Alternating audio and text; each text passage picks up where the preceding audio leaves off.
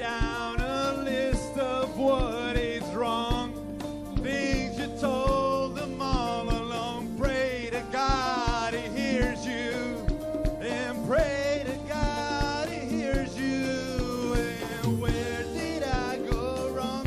I lost a friend somewhere along in the bitterness. And I would have stayed up with you all night. Hello, everybody, and welcome to Backfired, an NBA history podcast about bad teams, bad luck, and bad decisions. My name is Lewis, and today, after an update regarding the last episode, we're going to talk about some of my favorite random Game 82 performances. Really an anecdote-heavy episode brought on in part because of Kenny Lofton Jr. of the Memphis Grizzlies in his very first game as a main roster player in the NBA, signed to a multi-year guaranteed contract last week. He put up 42 points and 14 rebounds in a loss to the OKC Thunder, a meaningless game as illustrated by one of the most ridiculous box scores of all time.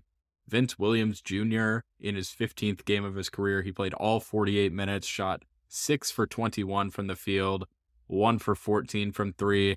David Roddy, big body, played 42 minutes. Kenny Lofton, 40 minutes. John Conchar, 35 minutes, where he scored all of 2 points.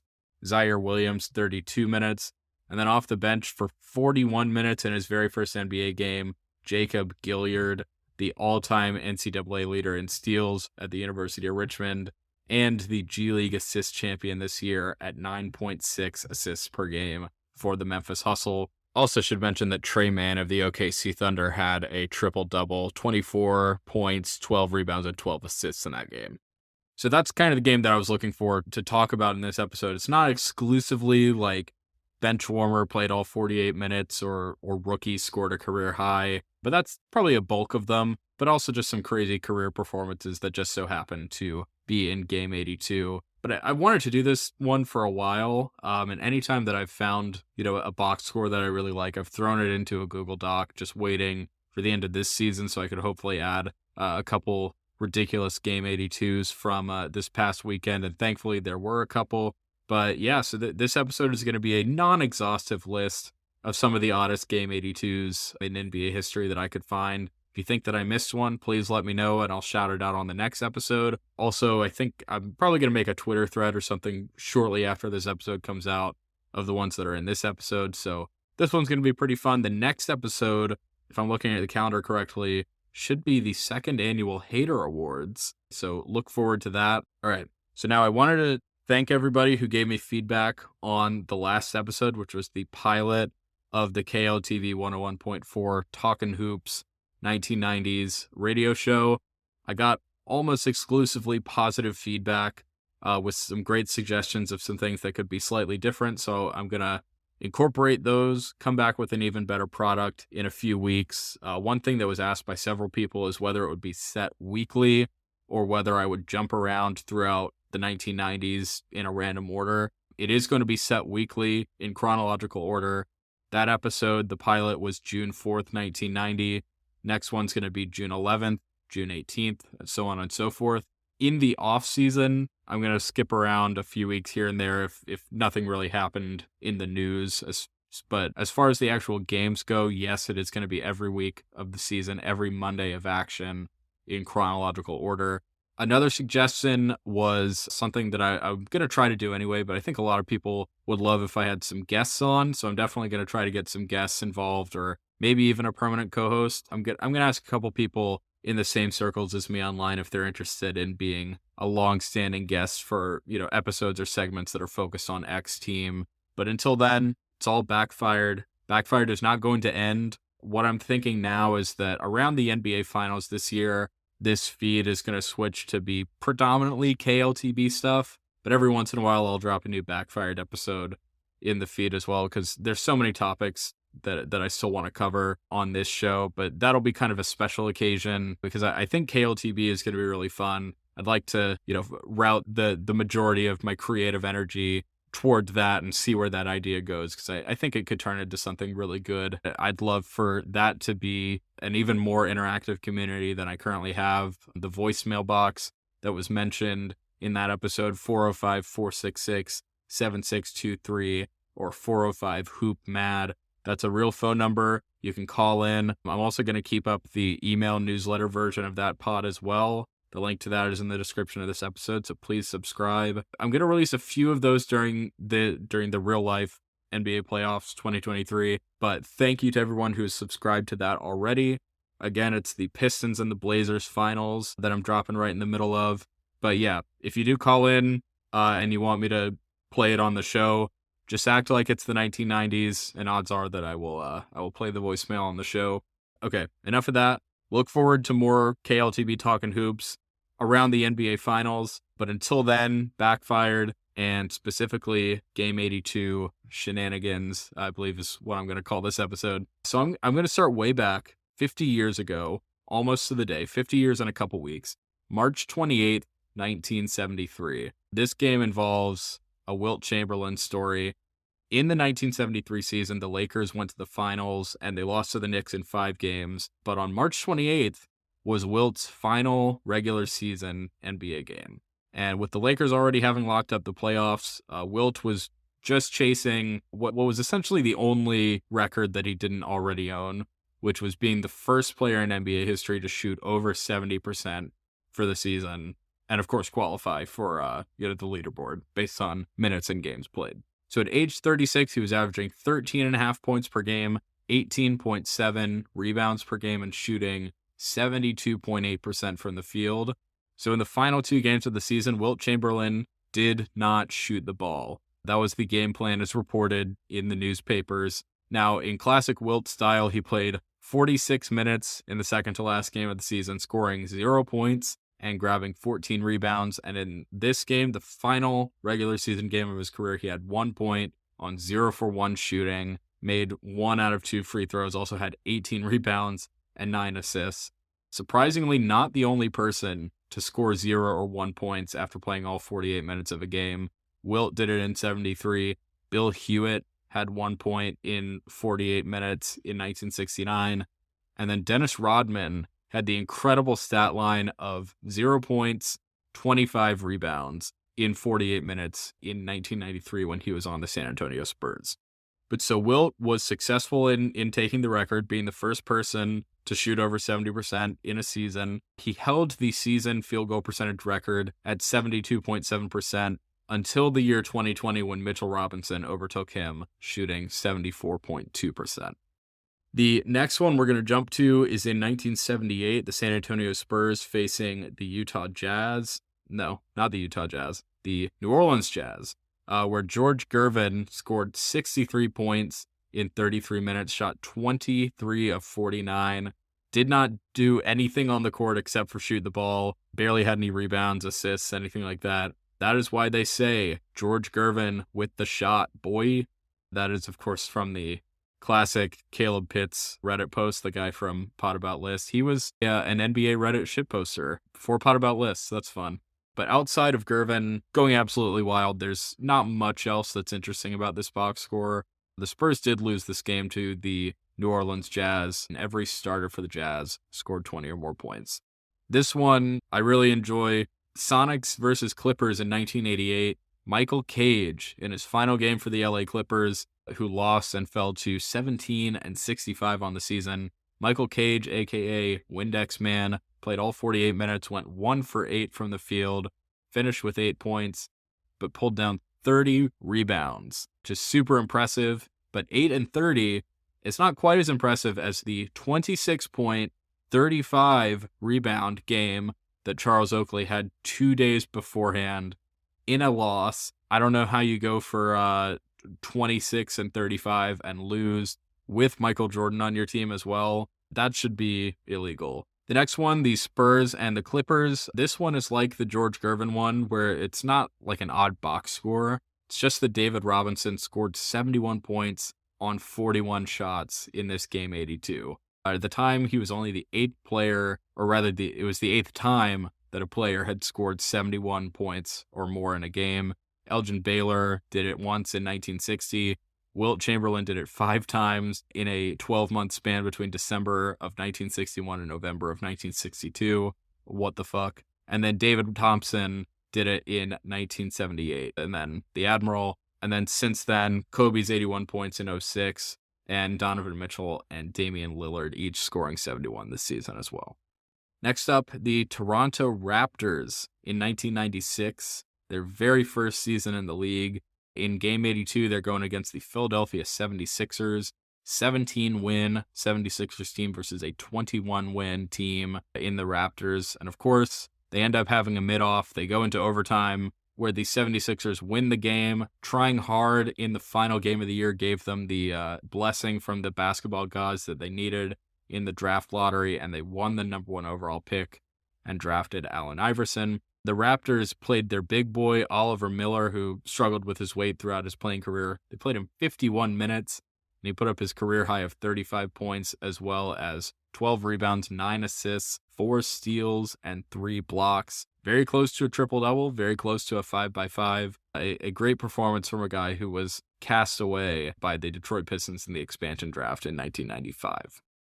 The following year, in 1997, the Denver Nuggets were facing the Dallas Mavericks. Not only did they play old man Dale Ellis all 48 minutes, but 4 Denver starters played over 40 minutes, including Irvin Johnson, who of course is known by his famous nickname, Not Magic. It's the other Irvin Johnson. But Not Magic in 45 minutes was able to score 21 points, which is a season high, and grab 26 rebounds, which was his career high.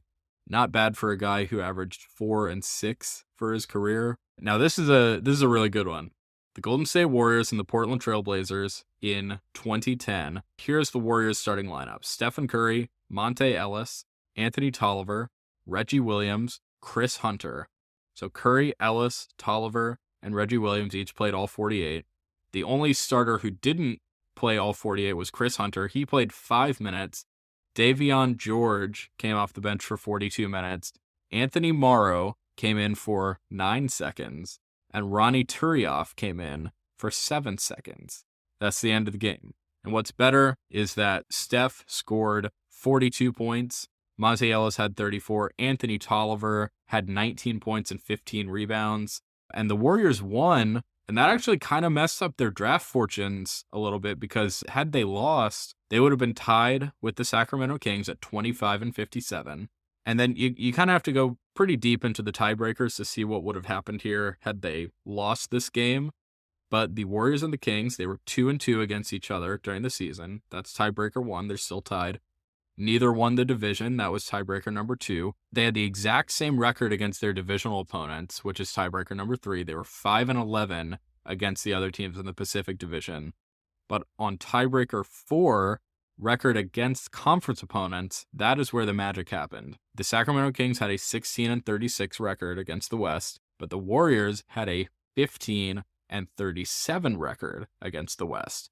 So the Kings would win that tiebreaker, and thus in tankathon mode lose by giving up an advantage in draft odds. So they would have worse odds than the Warriors in the draft lottery. Now, a quick addendum to that section: I'm actually not totally sure if the tiebreaker thing is how that sort of thing works. It may be a coin flip. I know the Pelicans, Grizzlies, and Mavericks, I believe, had a coin flip in 2019, but I don't remember how the draft odds are portioned out, if it's tiebreakers or if it's a coin flip.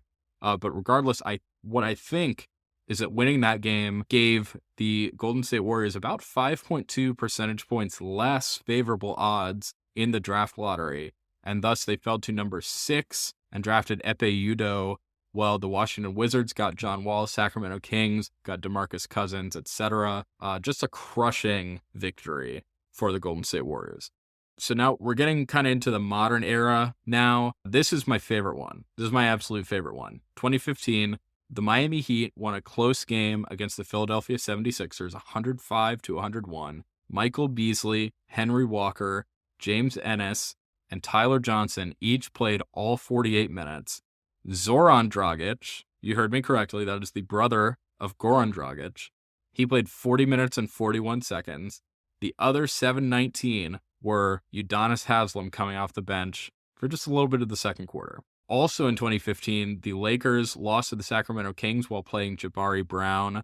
and Vander Blue, each 48 minutes. I don't believe I've ever heard of Jabari Brown before today, but I wanted to mention this because I think that Vander Blue is one of the best NBA names that there's ever been.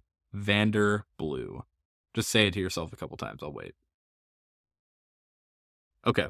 In 2016, other than Kobe's final game, the 60 points on 50 shots, legendary chucking, I watched that game instead of the 73rd win for the Warriors. In addition to that, in 2016, Tennessee Vol, Jordan McRae, played 47 minutes and scored 36 points for the Cleveland Cavaliers. Tristan Thompson played 4 seconds. He started the game, fouled immediately, and checked out, and that was his 82nd game played of the year. And of course, that is also the year that the Cleveland Cavaliers won the title, in no small part, of course, due to the inspiration that they drew every playoff game from seeing Jordan McRae's legendary performance against the Detroit Pistons in that game 82. In 2018, there was the original play-in game, the Denver Nuggets facing the Minnesota Timberwolves. Winner gets the 8th seed, loser leaves town. This game went into overtime, but eventually the Wolves pulled out the win. But the leading minute getter on the Nuggets, you may think Nikola Jokic. You would be incorrect. It was Wilson Chandler, who played 48.5 minutes. He scored 0 points. Let me say that again. He scored 0 points.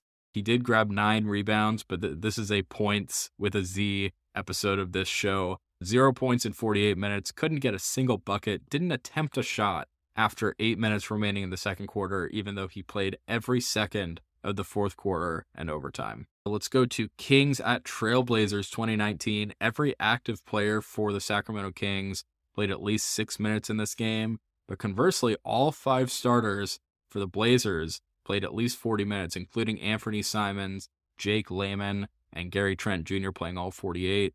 The one single sub in this game for the Blazers was Zach Collins coming off the bench for 13 minutes, and he took those minutes from Scalabissiere and Myers Leonard. Every Blazer scored at least 13 points, and that makes me wonder. I wonder what the highest low scorer for a team in a single game is. I'm sure if I took an hour, I could figure out how to code that. Maybe I'll report back next week or next episode. Who knows? But speaking of code,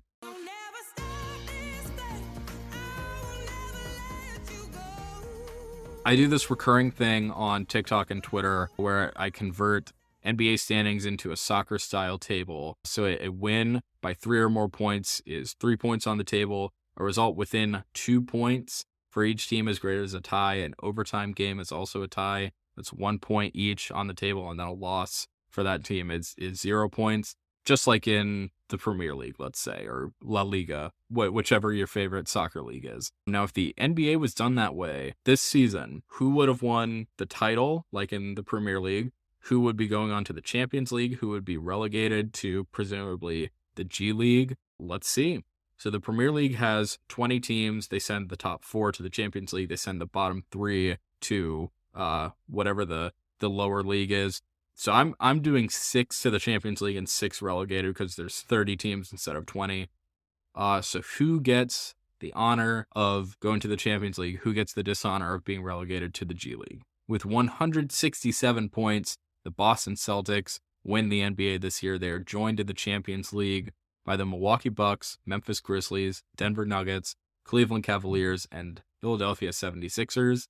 And then the 6 teams heading down to the G League are the Indiana Pacers, Portland Trailblazers, Charlotte Hornets, San Antonio Spurs, Houston Rockets, and Detroit Pistons. The Pistons, based on, this method of grading game results, they were the worst team in the league this year by a mile, 52 points, well below the cutoff of 95 points that the Indiana Pacers set for relegation. So anyway, that's an aside, but I just ran it today and wanted to mention it. Also in 2019, the Bucks started Bonzi Colson. You remember him? For some reason, I do. DJ Wilson and Tim Frazier, the latter of whom played all 48. Also in 2019, you had Jamal Crawford dropping 51 points in what most assumed would be, the final game of his NBA career, although he did play one single game for the Brooklyn Nets in the bubble in 2020. And then DeLon Wright for the Memphis Grizzlies. He picked up his 3rd triple-double in the span of 4 games in the Grizzlies game 82 against the Warriors. One of the most random triple-double outbursts of our time, I would say. I don't know if y'all watched any Memphis Grizzlies games in 2019, but I did. Let me read you the players who were active for this game on the Memphis side. This is really, really ugly. For context, this is Jaren Jackson Jr.'s rookie season. This is the season where we got the draft pick that turned into Ja Morant by jumping up in the draft lottery. We traded Marc Gasol to Toronto midseason, where, of course, he won a ring. Eventually traded Mike Conley in the offseason to Utah. Started off the season really well, 12-5. But here's the lineup for that day. DeLon Wright, the triple-double king. Bruno Caboclo, Brazilian KD. Ivan Rabb, the adult acne assassin. Tyler Dorsey and Justin Holiday. So that's the starters. Off the bench, Javon Carter, who I saw at the Kroger here in Midtown Memphis once. Julian Washburn, Yuta Watanabe, and Tyler Zeller. Then inactive were Mike Conley, Chandler Parsons, and Joakim Noah. Wow. I've blocked out that every name that I just mentioned other than Mike Conley have ever been on my favorite team, but the inactives, by the way, Jonas Valanciunas, CJ Miles, Jaren Jackson Jr., Dylan Brooks, Kyle Anderson, and Avery Bradley. More like play very badly. Then last year, the Thunder closed out their season with a 50-point loss to the LA Clippers. 4 of the 5 Thunder starters and the 1 reserve played 40 minutes plus. None scored over 17 points. They also allowed Amir Coffey to drop 35 on them. The Thunder's lineup was Georgios Kalaitzakis, Xavier Simpson, Jalen Horde, Vit Krejci, Isaiah Roby, and then off the bench, Melvin Frazier. And then this year, of course, there was the Memphis game I mentioned where Kenny Lofton dropped 42. The Theo Pinson triple-double going up against the Spurs' Dominic Barlow, who put up 21 and 19. And then, of course, last but not least, the Peyton Pritchard 30-point triple-double earlier that same afternoon, April 9th of this year, 3 days ago from when I'm recording this. So let me know your favorite weird game 82 that, you know, if it's been shunned from this episode. I'd love to hear about it if you have one. Honestly, doesn't even have to be a game 82. Just send me your favorite weird box scores on, you know, Twitter or Instagram. You can DM and tweet at Backfired NBA Pod on all platforms. So thank you very much for listening. Hope you're not too sad about Backfired eventually being somewhat superseded by KLTB Talking Hoops in the future. But, you know, Backfired is not going to be over. There'll always be more stories to tell. I'm itching to be the one to tell them. There's just so many things that I want to create. You know, I want to write a book. I want to make a bunch of different kinds of podcasts. I want to do what I do on TikTok, which is build a little absurd NBA adjacent universe. And y'all are a very gracious audience who lets me experiment and test boundaries while also sharing my interest in NBA history. So for that, I really appreciate everyone who listens and who reaches out to me. It really means the world to me. So that is going to be it for this episode. Next episode will be the Hater Awards and probably something else kind of small in that same episode. But we will talk then. And yeah. All right. Have a good one. Baby, are you gonna be the one that saves me? And after all, you're my wonder wall.